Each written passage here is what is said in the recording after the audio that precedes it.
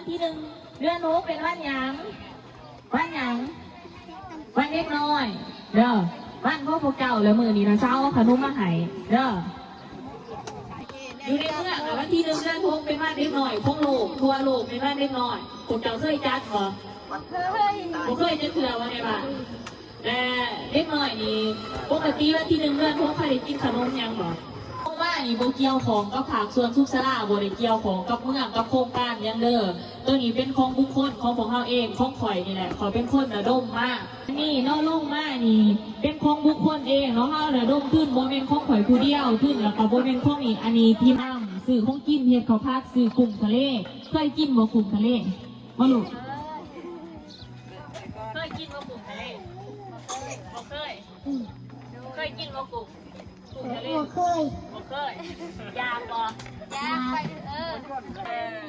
ดีใจสิได้กินขนมปกติจังมื้อได้กินขนมเทื่อนึงกินไปเฮิงไป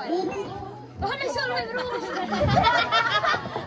ว้าวเล่าที่เขาบอกเข้าใจไปเฮิงบ่ได้กินไปเฮิงท้องไปบ่มีเงินซื้อไปเอาเงินซื้อของร้านหมูบ่เคยกินหรอไม่ได้เดี่ยวเคยกินบ่ลูกเคยกินบ่กลุ่มทะเลก็มึกทะเลบ่เคยต่อแถวเข้ามายังมาเอา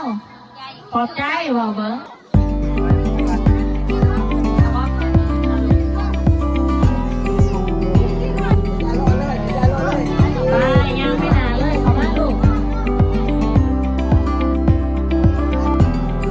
ที่ไหนก็ได้น่าจะมวยที่ขนมเลย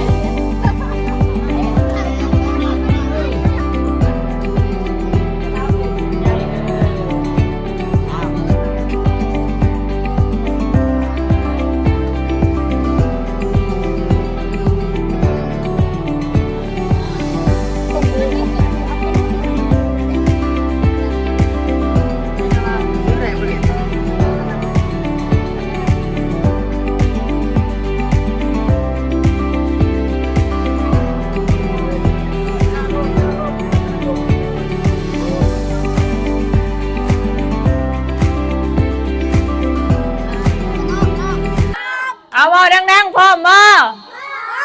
เอาอีกบาทหนึ่งพร้อมบ่อยู่ในห้องแต่ของพ่อซ้ำเหรอเป็นแบบหัวกันได้ขอบใจเด้อว่าสิ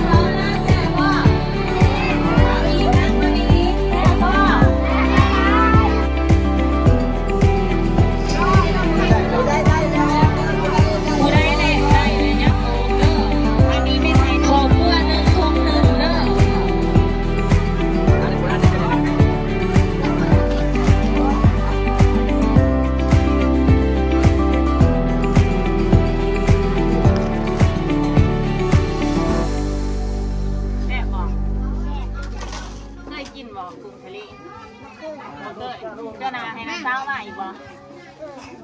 ด้วยขอบใจเบ้อค่ะขอบใจผู้เขาจะอันนั้นให้เงินซื้อขนมร้านขอบใจเด้อขอบใจเด้อ